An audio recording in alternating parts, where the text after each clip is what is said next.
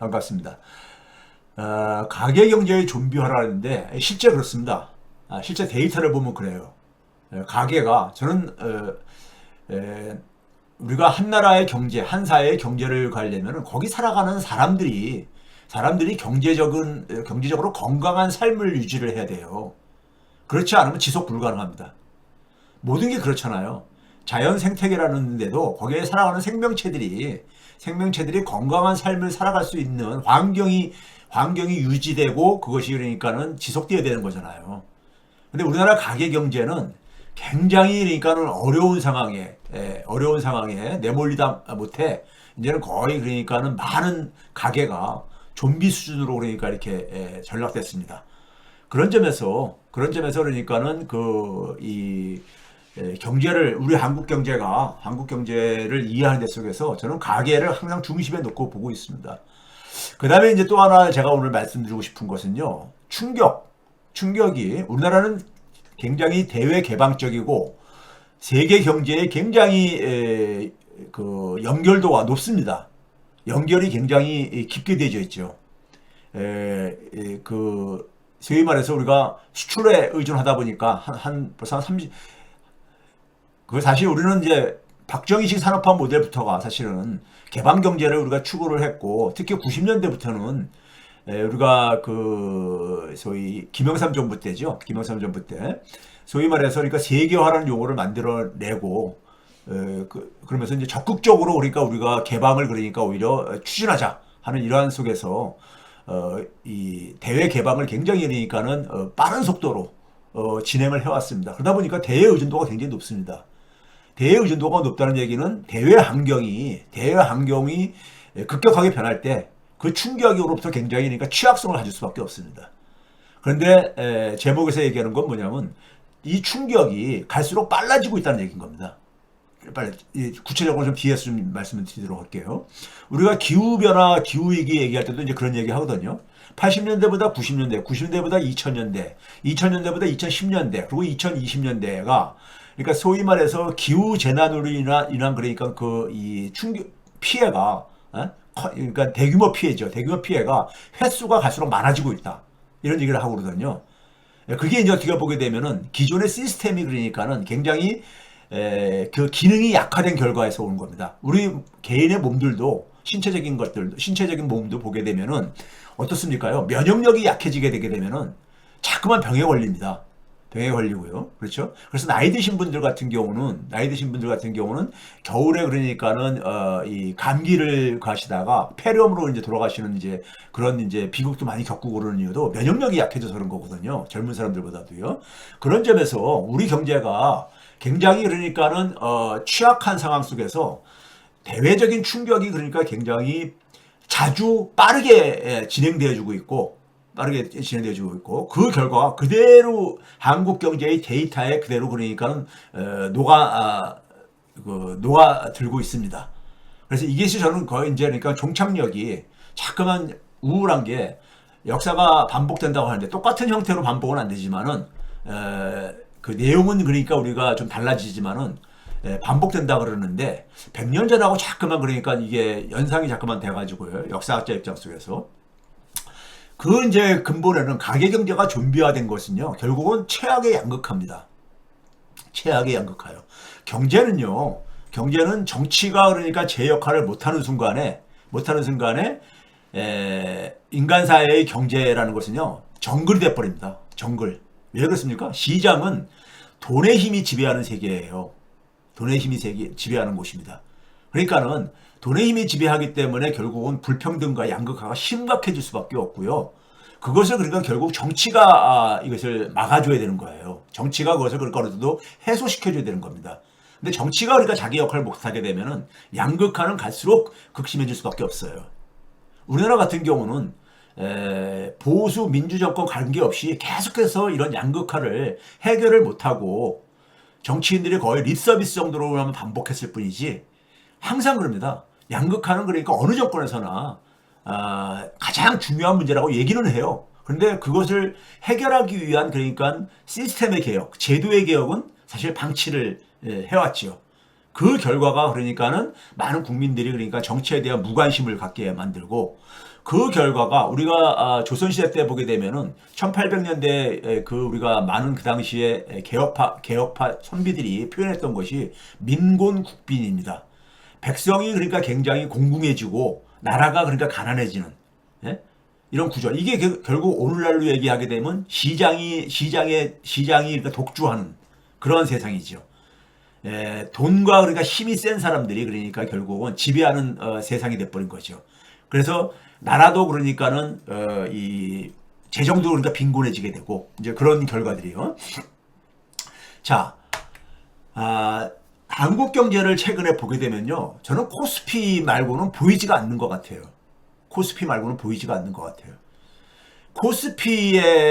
코스피만 보인다는 얘기는, 코스피를 사실 그러니까 우리가 제가 여러 번 얘기했지만 코스피는 결국 반도체 그러니까는 그 힘입니다.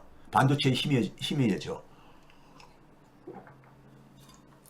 코스피만 보이다 보니까는 가게들도 개인과 가게들도 전부 다 그러니까는 주식만 바라보고 있는 거죠.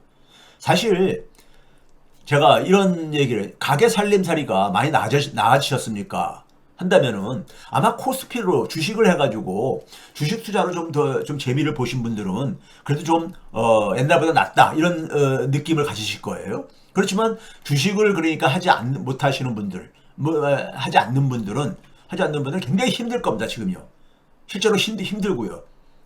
그러니까 지금 코스피만 가지고 그러니까 코스피만 가지고 어떤 이 출구를 그러니까는 찾을 수밖에 없는 그런 지금 상황이에요. 그런 상황입니다.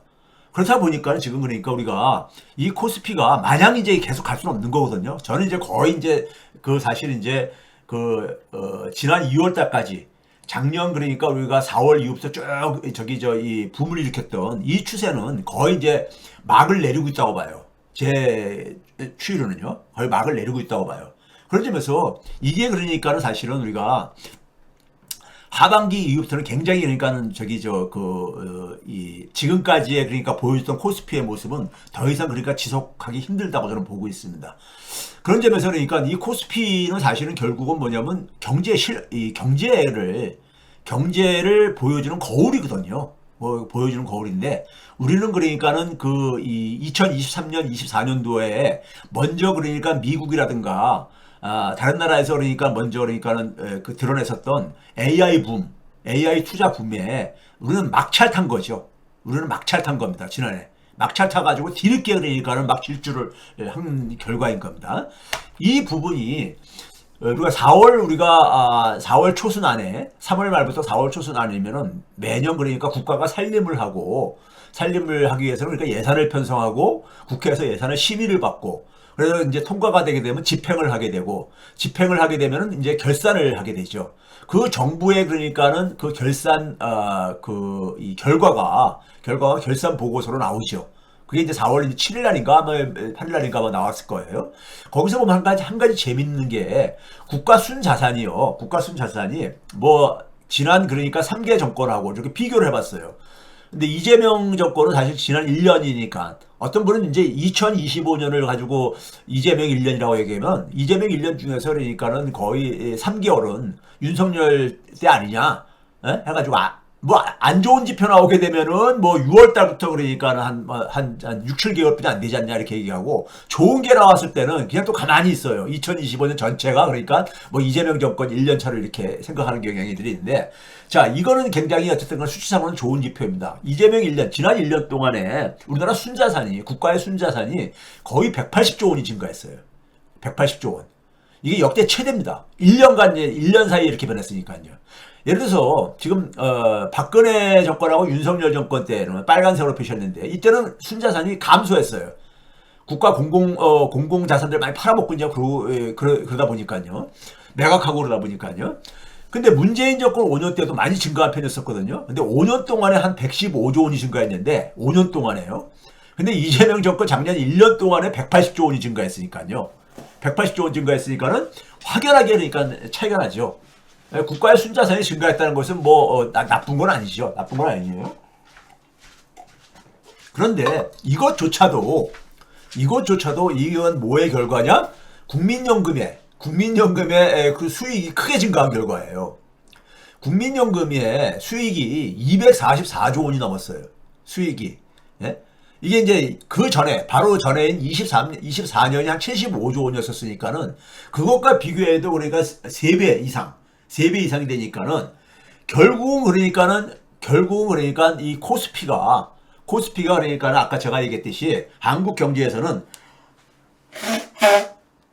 죄송합니다. 제가 봄이 되면은 이 비염이 좀 있어가지고요.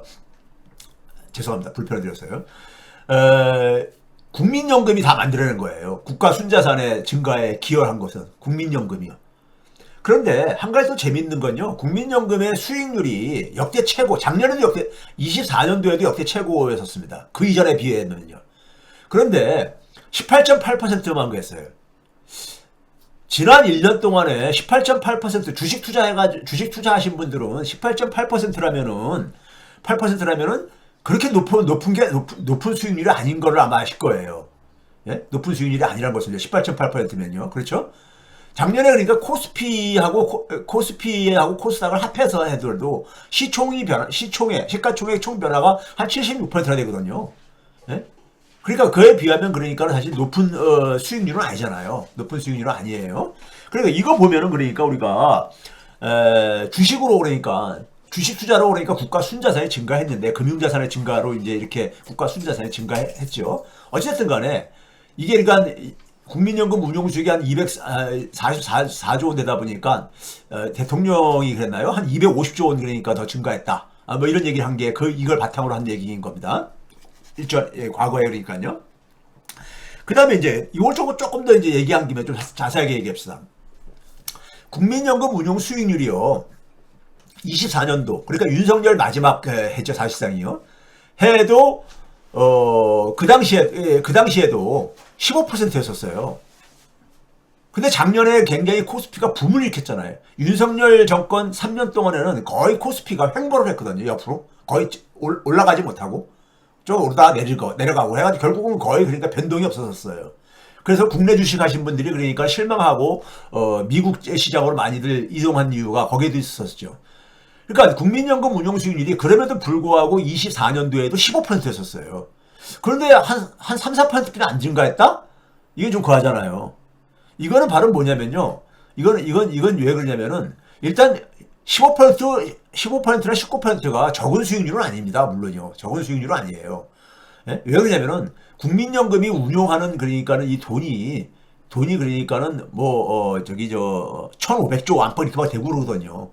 그러니까 돈이 많으면 그러니까 우리가 이 수익률을 굉장히 크게 내기가 좀 이제 어려운 측면도 있습니다. 작은 돈은 그러니까 우리가 큰 수익률을 그러니까 단기적으로 낼 수도 있걸 하지만은요. 종목을 잘 선택하려면요. 그런데 국민연금이 그러니까 이렇게 수익률을 올린 거를 2024년하고 제가 지금 비교를 했는데 24년은 15%, 작년에는 그러니까 한 19% 됐다 그랬는데 작년에는 그러니까는 시가총액이 코스피 코스닥 합해서 10%가 하락한 해였었어요. 그럼에도 불구하고 한 15% 수익률을 냈다 이거예요. 15% 정도 수익률을 냈다 이거예요.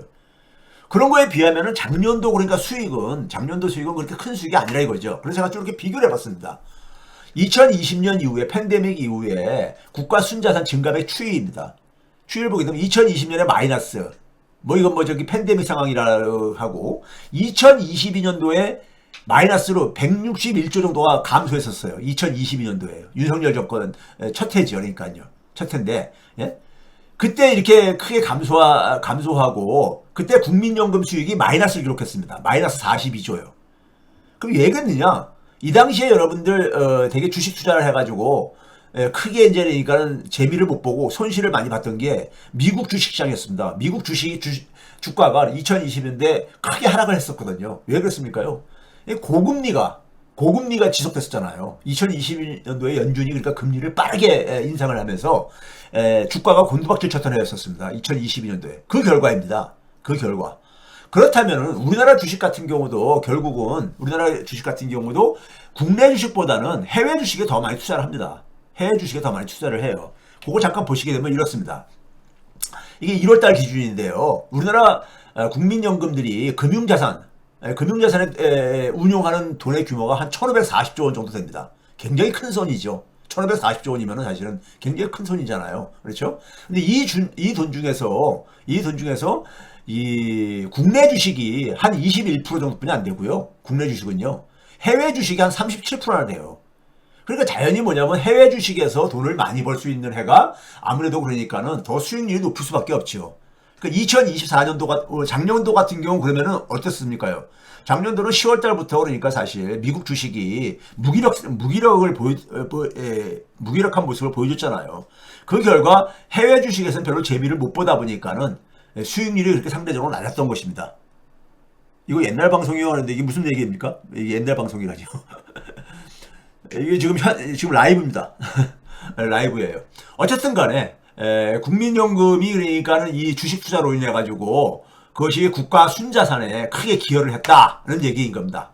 그렇지만 실물 경제를 보게 되면요. 실물 경제의 가장 그러니까 우리가 핵심적인 지표가 성장률이니까 일단 이것부터 먼저 보여드릴게요. 나머지 구체적인 것은 뒤에서 이제 보여드릴 거고요. 25년도 경제 성장률이 OECD 국가들 대부분이 발표가 됐습니다. 38개 국가가 해온 국가니까는 거의 다 발표된 거죠. 근데 25위를 했어요.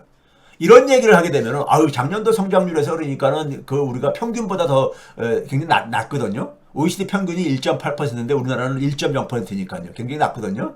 그러면 이거는 뭐랄까, 윤석열, 그러니까, 내란 상황이 적어도 3개월 정도 있었고, 그 다음에 2개월은 공백 상태가 또 있었었고, 이런 거 생각하면 어떻게 이게, 이재명 1년이라고 얘기하는 게 아니라 25년 성적표가 이렇다 이겁니다.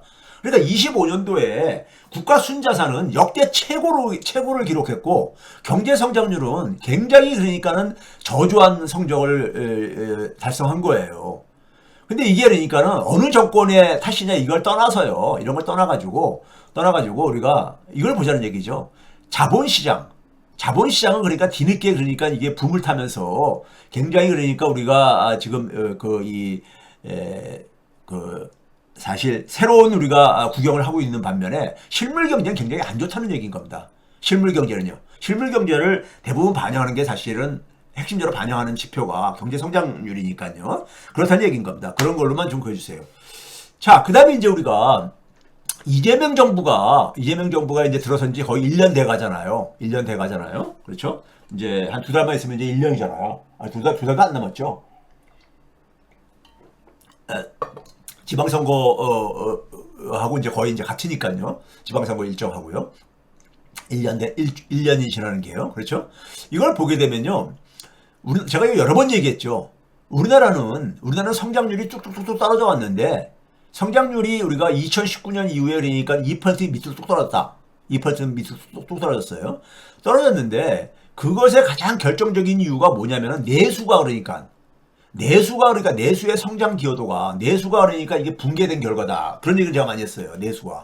내수의 기본은 뭡니까요? 내수의 기본은 가계소비입니다.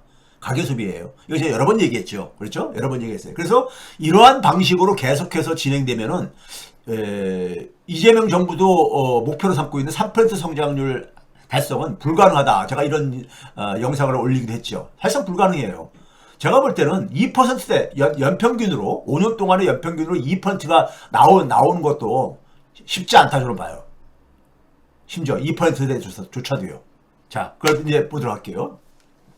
자, 이걸 조금 나눠봤어요. 우리나라 같은 경우 보게 되면요. 뒤에 다시 얘기하겠지만은 2013년 그러니까 박근혜 정권 시작하는 해부터 해가지고 2018년 문재인 정권 때 가장 경제 성장률이 높았던 해가 2018년입니다. 그 당시도 반도체가 굉장히 붐이었을 때였었어요. 2018년도도요. 기억하시는 분들은 아시겠지만은 이때 한 6년이 그러니까 한 3%대 성장률을 했습니다. 연평균으로요. 그리고 2019년부터 2022년까지 2%로 뚝 떨어집니다. 1%포인트가 떨어져요. 예? 2019년부터 2022년까지요. 그러니까 팬데믹 이전부터 그러니까 떨어지기 시작했습니다. 2%대로요. 그리고 여러분 지금 우리가 작년에 1%를 달성했잖아요. 겨우요. 예? 1% 턱걸이로 해가지고요. 달성했는데 1%로 진입한 게 2023년입니다. 사실은요. 윤석열 정권 그러니까는 그 2년 차인 2023년도에 1.58%를 달성해요. 성장률을요. 예? 그러니까 이미 우리는 뭐냐면 1%대에 진입을 한 거예요. 1%대에. 1%에 진입한 지 벌써 3년이 됐잖아요. 3년이 지난 거예요. 1%에 진입한 지 벌써 그러니까는 3년이 지나간 겁니다. 근데 이때도 보게 되면요. 내수 기여도가 2%대일 때보다 그러니까는 거의 1.1%가 뚝 떨어지잖아요. 내수가 그러니까 결국 그러니까 이 성장률을 다 무너뜨리고 있는 겁니다. 성장률을 갉아먹고 있는 거예요. 내수가. 예? 그리고 가계 소비는 더 이상 그러니까 떨어질 수 없는 상황까지 떨어져 있는 거고요. 예? 이렇게 돼 있는 거고요. 그렇기 때문에 우리나라는 성장률을 지금 그러니까는 2022년 이전 수준, 지금은 2%대로 높이기 위해서도 내수와 가계 소비를 강화하지 않는 한은 불가능합니다. 지금과 같은 내수와 가계 소비로는요, 택도 없습니다. 작년도에 가계 소비 기여도가 0.6%포인트를 한 것도 두 차례에 걸쳐가지고 소위 말해서 지원금을 나눠줬잖아요. 소비 쿠폰 줬잖아요. 그 결과인 겁니다. 그 결과인 거예요. 작년도에 그러니까 가계 소비 기여도가 0.6%로 방어선을 이렇게 형성한 것도 그럼에도 불구하고 2023년, 24년하고 별 차이가 없다 이거예요. 두 차례나 일회성 그러한 지원금 가지고는요 택도 없다는 얘기인 겁니다. 제가 이것도 여러 번 얘기했죠. 그러니까 대한민국 경제는요 지금 1%대 이미 그러니까 고착화되고 있는 거예요. 3년 평균이 그러니까 1%니까요. 1%대니까는요. 그러니까 2% 올해 같은 경우도 정부가 2%를 목표로 했지만은 이란 전쟁이 터지면서 OECD는 그러니까 1.7로 낮추고 IMF가 1.9로 그냥 그대로 유지를 했는데 그건 뭡니까? 추경 편성의 효과를 반영을 해서 추경의 효과를 한 0.2%포인트 정도를 우리가 예상을 하거든요. 그러니까 2%가 안 되는 거야. 올해조차도요. 이렇게 5년 가보세요. 2% 성장률 연평균 2% 달성하기도 만만치 않습니다. 쉽지 않습니다. 만만치 않아요. 벌써 2년이 확 지나가 버리잖아요. 그렇죠? 2년이 지나가 버리잖아요. 그런 점에서 근데 거기에 가장 핵심적인 이유는 뭐냐? 내수라 이거예요. 내수요. 네? 그러니까 내수의 중심은 가계 소비고요. 가계 소비는 기본적으로 가계 소득이 기본이잖아요. 가계 소득을 강화하지 않으면은 대한민국 경제 성장은 그러니까 살아나기 힘듭니다. 힘들어요. 자, 이거 봐보세요. 가계들의 실질 가처분 소득하고 가계들의 실질 가계 소비 지출하고 딱 보게 되면요. 외환위기 이후에 푹 떨어지잖아요. 가계 가처분 소득이 외환위기 이후에 한 1% 안팎으로 그러니까 뚝 떨어져요. 네? 여기 지금 파란색이 가계소득이니까 1% 밑으로 떨어지잖아요. 외환위기 이후에. 소득이 그러니까 사실상 그러니까는 거의 그러니까는 경제가 성장률보다도 훨씬 더 낮은 속도로 그러니까 가처분 소득이 증가를 합니다. 가계가 쓸 돈이 없는 거예요. 그러니까 가계 소비가 줄어들죠. 가계 소비가 줄어들 게 아닙니까? 그렇죠? 그 작년에 그러니까는 2020년부터 24년도가 마이너스였는데 가계 소비 지출이 근데 그게 플러스로 회복된 것도 두 차례에 걸쳐가지고 지원한 그러니까 가계 지원금 이 효과입니다. 소비 쿠폰. 근데 이거 가지고는 역부족이라 이거죠. 0.55%는 과거 그러니까 팬데믹 이전 수준에 그러니까 절반뿐이 안 되는 거잖아요. 절반뿐이 안 되는 거예요. 그런 점에서 그러니까는 이재명 대통령도 그러니까 나중에 방점을 성장에다가 중산층의 그러니까는 지지를 받기 위해서 성장에다가 그러니까 그 정책 목표를 그러니까 이동을 했는데 성장을 하기 위해서도 내수 강화, 즉 가계 소비 강화, 즉 가계 소득 강화 없이는 불가능하다는 얘기예요. 이건 데이터가 보여주는 거고 경제 상식적으로 그렇다는 얘기인 겁니다. 수출이 많이 이 기간 동안에 수출이 많이 증가한 애도 있고 적은 애도 있고 막 이런데도 불구하고 그렇다는 얘기예요. 예? 그러니까 수출 가지고 그러니까 이 문제가 생긴 게 아니에요. 자, 1%대 경제 성장, 2023년부터 1%대 경제 성장 시대 상황을 좀 볼게요. 그거만 압축해가지고. 2023년부터 지난 3년 동안, 23, 24, 25년 3년 동안 연평균 성장률이 1.5%입니다. 그러니까 사실상 우리는 1%대로 지금 진입해 살고 있는 거예요. 무슨 많은 언론들이 2%대 뭐 이렇게 얘기했는데 아닙니다. 1%로 이미 내려왔어요. 이제 조금 있으면 이제 잘못하면 0%로 내려가는 거야 이제요. 이게 가서 빨라지고 있습니다. 문제가 속도가요. 빨라지고 있어요. 가처분소득 증가율이 성장률보다 못 미쳐요. 성장률보다 항상 못 미칩니다. 소비지출은 더 못 미치죠. 더 못 미쳐. 예? 그러니까 이게 지금 보게 되면요. 작년도에도 가계의 소득, 가처분소득 증가율은 앞에 2023년부터 25년 3개년 평균에 절반뿐이 안 되잖아요. 0.7%뿐이 안 되잖아요. 절반뿐이 안 돼. 그러니까 내수가 그러니까 이렇게 내수를 그러니까는 개선시키지 않는 한은 성장률 2% 이상으로 끌어올리는 건 불가능하다는 얘기입니다. 이거 봐보세요. 지난 35년간의 가계의 가처분 소득이 가계의 가처분 소득 봐보세요. 뭐 과거는 둘째치고라도 지난 10년간에 그러니까는 저기 뭡니까 2015년에 413만 원이고 작년이 437만 원이거든요. 가계 월 평균이요. 그러니까 얼마입니까? 24만 원 증가한 거잖아요. 연 2만 원씩 증가한 거예요. 연 2만 원씩 연평균. 이게 지금 가계의 상황이에요. 가계의 경제력에. 그 다음에 여러분들 제가 국세청 자료로 소개를 했죠. 우리나라 대부분 그러니까는 소득 활동하는 모든 사람을 보면은 2,636만 명이 좀 넘는다 그랬잖아요. 소득 월평균 수입을 보게 되면은 이게 뭡니까요? 중위 50%가 220만 원, 하위 40%가 최저임금보다 못 번다 그랬잖아요. 하위 70%가 344만 원 미치예요. 예? 그러니까는 이런 상황 속에서는 그러니까는 이 정도로 지금 그러니까 가계가 힘든 거예요. 힘든 겁니다. 아니 이거 개인 소득입니다. 가계 소득이 아니라 개인 소득이에요, 이거요. 자, 그다음에 이거 봐보세요. 제가 이제 새롭게 추가로 계산한 거예요. 하위 50%. 아까 우리나라 2,600만 명 이상의 소득 활동하는 사람들 중에서 쫙 줄 세웠을 때 중간 밑에 50%요. 그러니까 1,300만 명이 넘는 경우죠. 1,318만 명이 되는 거죠. 이들의 지난 그러니까 한 10년 동안에 세전입니다. 세전 실질소득. 소비자 물가로 환산하는 실질소득을 보게 되면요. 월 평균을 보게 되면은 2019년에 102만 원이었어요. 2019년도에. 근데 작년 2024년 가장 최근 거인 이것도 102만 원입니다. 그러니까 소득이 하위 50%는 소득이 절대적으로도 굉장히 적잖아요. 102만 원 가지고 어떻게 살아요? 아무리 개인 혼자 하더라도. 네? 어떻게 사냐고요. 그렇죠? 거기다가 이게 뭐냐면 2019년 팬데믹 이전 수준에서 지금 멈춰있다는 얘기인 겁니다. 이게 좀비지 뭐예요. 이게 한두 명이 아니라 우리나라 인구를 보게 되면요. 5,200만 명 정도 되잖아요. 가깝게. 소득 활동자가 한 2,600만 명이 넘어요. 그 중에서 그러니까요. 네? 절반 이상이 됩니다. 그 중에서 절반인 1,318만 명의 소득이 이렇다는 얘기인 거예요. 그럼 소득 활동 안 하는 사람도 있을 게 아닙니까? 그게 한 2,539만 명이야. 돈을 안 버는 사람들이. 돈을 버는 사람 중에서 한 절반, 1,318만 명의 평균 소득이 이렇다는 얘기예요.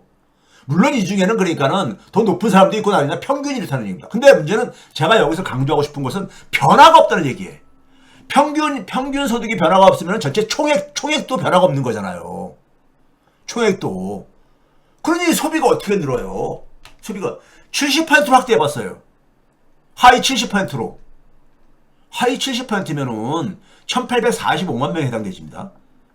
이게 150만 원 정도. 아까는 그러니까 뭡니까? 102만 원 했었는데 150만 원을 끌어올려져요. 평균이요. 근데 이것도 봐보세요. 24년하고 똑같잖아, 거의요.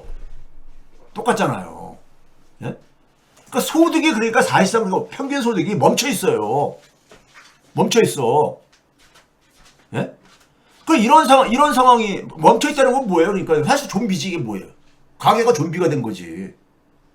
네? 80%를 넘기게 되면요. 21년, 4년 전하고 똑같아요. 181만 원으로 정말. 그러니까 워낙 그러니까는 하위 80%, 심지어 하위 90%까지 올려도 워낙 평균 소득이 낮아요. 가계가. 이거 외면하면요. 대한민국 경제는 절대 못 살립니다. 실물 경제는 절대 못 살려요.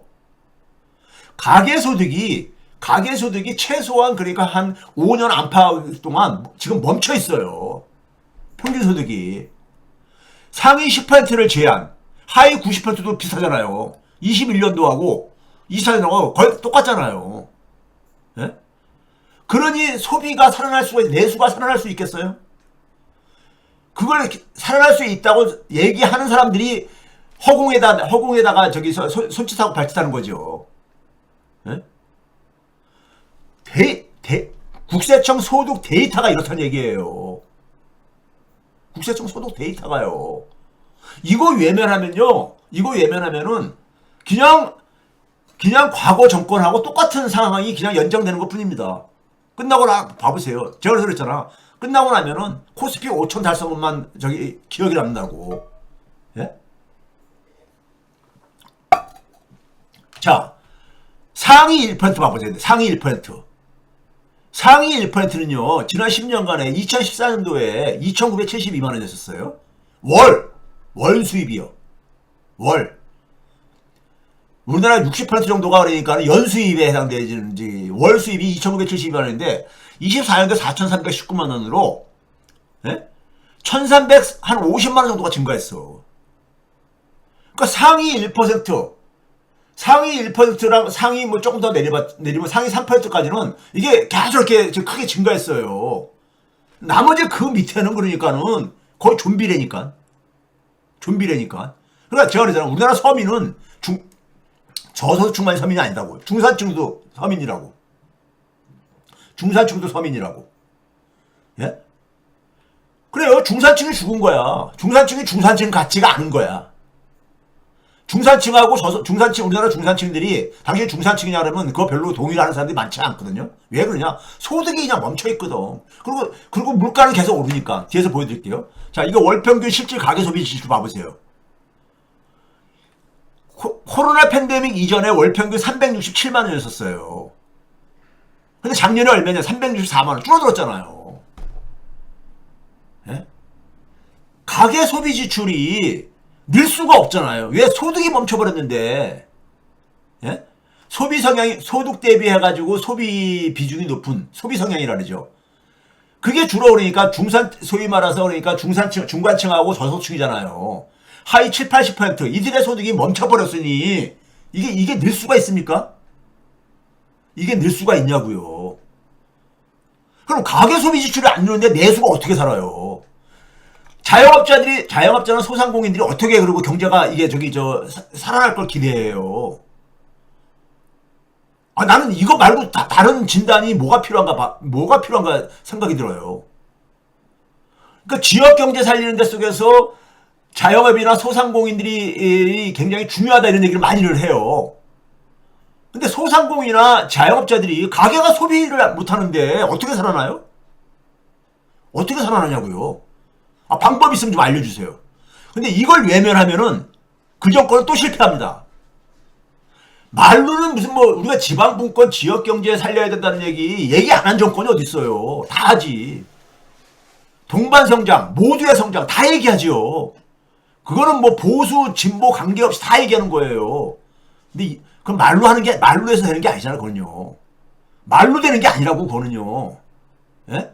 실질적으로 가계소득을 강화할 수 있는 제도적인 개혁을 해야 되는 거잖아요. 그렇지 않나요? 그러니까요, 민생지원금 딱 하나 있었죠? 기억나는 게. 근데 그 2차에도 2001% 성장률 떨어진 때 그 정도 방어했다는 얘기예요. 그러니까요. 일회성이니까, 잠깐. 자, 근데 물가를 봐보세요, 근데요. 이거 물가가 굉장히 아주 심각합니다. 1991년도부터 지난 35년간의 물가 추이인데요. 하나는 소비자 물가 총지수입니다. 파란색은요. 이 그래프의 기울기를 보면 알 수 있죠. 기울기의 그래프를 보게 되면 파란색하고 오렌지 색깔하고 어느 게 더 빨리 증가한 겁니까요? 오렌지 색깔이잖아요. 오렌지 색깔이 더 낮은 수준에 출발해가지고 더 높이 올라가 있으니까요. 증가율은 더 빠른 거잖아요. 이 오렌지 색깔이 바로 뭐냐? 식료품 물가지수입니다. 중산층하고 저소득층이 가장 많이 그러니까 타격받는 게 이 식료품 물가지수예요. 식료품 물가지수요. 예? 그러니까 물가 구조도 굉장히 서민들에게 불리하게 진행되어 왔어. 지난 30몇 년, 35년 이상 동안에. 예? 그러니까는 일반 서민들은 갈수록 힘든 거야, 진짜. 너무 힘든 거야. 예? 소득도 안 올라가는데 물가는 그러니까 자기들한테 불리하게 더 이게 움직여. 서민들은 사실 기본적으로 자기가 먹고 사는 데다가 대부분을 지출하잖아요. 고소득층이야 식료품에 차지하는 물가 비중이, 이 지출 비중이 크지 않지만, 예? 그러니까 일반 사람들한테는 식료품 물가가 굉장히 중요해요. 근데 이게 굉장히 빨리 증가하는 거야. 이거 봐보세요, 한번요. 이거 한번 봐보시라고. 1900 외환위기 전부터 최근까지 한번 봐보세요. 외환위기 전에는 전체 물가지수가 35% 증가했어요. 6년 동안에. 식료품 지수는 그것보다 낮게 증가했어요. 오히려요. 32% 증가했으니까. 그런데 외환위기 이후부터 이게 확 역전돼 버립니다. 외환위기 이후에 이 팬데믹 이전까지는 전체 소비자 물가는 이 기간 동안에 75%가 증가했어요. 근데 식료품 물가 지수는 135%가 증가했어. 2배나 더 증가했잖아. 2배나 다요. 그렇죠? 근데 지난 팬데믹 이후에 5년 동안 봐보세요. 소비자 물가가 17%가 증가했어요. 근데 식료품 지수는 33% 증가했습니다. 네? 그러니까 두 배나 높게 그러니까는 서민들한테는 불리한 거야. 예? 서민들한테. 외환위기 이후에 서민들은 2배 이상의 부담을 더 떠하는 거예요. 물가에 있어서. 소득은 멈춰버리고 물가는 2배 이상 부담이 증가하고. 그럼 어떻게 삽니까? 어떻게 살아요? 그러니까 많은 사람들이 민주당 정권 되더라도 내 삶에 그러니까 변한 거 없더라 이런 얘기 하는 거예요. 예? 내 삶이 변한 게 없더라 이거예요. 노무현 정권, 김대중 노무현 정권, 문재인 정권 쫙 지났지만 자기들의 삶의 변화를 못 느끼겠다는 거예요. 이러니까 소득은 안 증가하고 물가는 2배 이상으로 증가하고. 예? 이거 외면하면요. 자, 이거 봐보세요. 그래서 전체 물가 대비 식료품 물가의 그 배수가 외환위기 전에는 0.9배뿐이 안 됐었어요. 더 낮았으니까. 근데 1.5배, 1.8배 갈수록 커지잖아. 서민에게 갈수록 불리해지고 있는 거야. 이거 그러면 어떻게 됩니까요? 예? 서민들도 갈수록 불리해지는데 물가 때문에 막 여론이 나빠지게 되면은 그냥 물가 잡는 척 흉내만 내. 내다가 어느새 보면 또 흐지부지 돼버리고 있잖아요. 흐지부지 돼버리고 있잖아. 제가 이거 여러 번 보여드렸잖아. 싱가포르만 하더라도 서민 물가 더 낮게 중산층하고 저소득층이 소비하는 서민 물가를 더 낮게 증가율을 더 낮게 유지하고 있다고. 정책적으로 할 수 있는 거예요. 자. 이게 거예요. 연평균 인플레를 봐보세요. 외환위기 이후에 확 역전돼 버리잖아. 예? 역전돼 버리잖아요. 거기다가 뭐냐면 갈수록 더 증가해. 문제는요. 식료품 물가가. 그러니까 외환위기 이후에 서민들은 소득이 왜 그러니까 일자리 환경이 굉장히 악화돼 버렸죠. 예? 그러니까 소득이 나빠져. 소득이 나쁜데 거기다 물가까지 아주 그냥 가혹해. 이거 해결 안 하면요. 이거 해결 안 하면은 정권 5년 지나도 남는 거 없습니다. 일반 사람들한테 이게 가장 중요한 거야. 주가가 5년 내내 계속 오를 것 같아요. 자, 그건 뭐 제가 악담하는 게 아니라, 자, 그 다음에 가계 소비가 그 결과로 초토화돼 버립니다. 그래서 우리가 흔히 소비자 물가로 우리가 계산한 거하고 식료품 물가로 기준으로 우리가 계산해 보게 되면요. 이미 마이너스로 진입했어. 이미 팬데믹 이후에요. 가계들의 그러니까 실제 소비 지출은 실질 가처분 소득이 마이너스로 들어섰고 가계의 실질 소비 지출도 마이너스 들었습니다. 이게 저는 진실이라고 봐. 네? 서민들한테는 이게 진실인 거야. 실질 가처분 소득과 실질 소비 지출이 마이너스로 떨어진 것이요. 네? 이게 마이너스로 떨어진 거. 이재명 정부가 이 환경에서 탄생한 겁니다. 예? 이재명 정권이 되면은 좀 바뀌겠지. 변하겠지. 저도 변할 거라고 얘기를 하고 다녔었고요. 굉장히 책임감이 큽니다. 그래서 이 얘기하는 거예요. 예? 아, 마이너스로 써야 되니까, 마이너스로.